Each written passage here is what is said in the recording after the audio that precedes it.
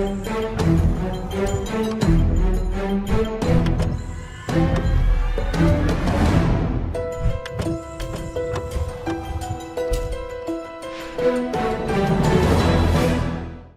is up, YouTube? This is your boy Armaret, bringing you Comic Book Thursday. I want to apologize for missing last week. As you could tell by the sound of my voice, I was actually sick last week and didn't have a voice, and I kind of barely have one this week. But I wanted to bring you an issue that I was very excited about.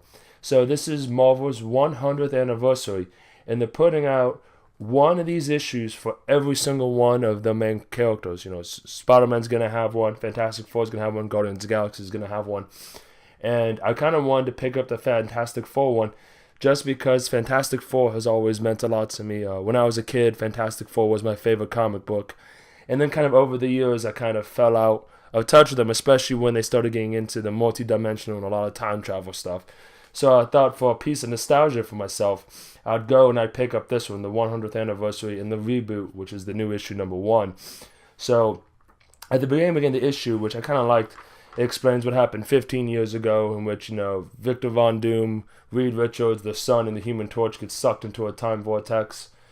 And then, they disappear, and then it shows how everybody progressed through their lives without them and how the world changed with the loss of 3 of the 4 members of Fantastic Four.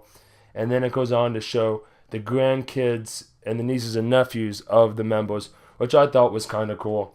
And then it kind of from there brings forth this time travel in which it shows everybody moving forward in time, them coming back into the fold, and then ending with like a really cool shot with the entire family, both new generation and old generation, together again. I thought it was a nice way to reboot the series. Everybody's a little bit older, everybody's a little bit wiser. People have a lot more experience, although for the grown-ups it was only a 5-year span. You get the feeling for everybody else it's 15 years, so you kind of like a times 3 multiplier difference between the two. But I thought it was very eloquently done, and it was kind of cool to see them merge the old school and the new school. I thought this was a very interesting comic. It's if you have to give a score, this one's a tough one to give a score to, because if you love Fantastic Four, this is a really cool one because it's a return of some of the original family members. If you're like me, who hasn't read Fantastic Four in a long time, this is really kind of cool for nostalgia purposes and nostalgia reasons. There's 2 covers. I picked up this one because I thought it was cool to see the silhouettes. This kind of is a tough one to recommend for me because, if Fantastic Four was never your ideal or your cup of tea, you're just not going to like the comic one way or the other. But I think it's a decent pickup, especially with this week. You have a lot of the well-knowns. You have your Green Lanterns, Batman Eternal, you have Earth 2, you have Nail Battle number 3, all these great comics coming out, and sometimes it's just kind of cool to go back and remember where your roots come from, which for me is Fantastic Four.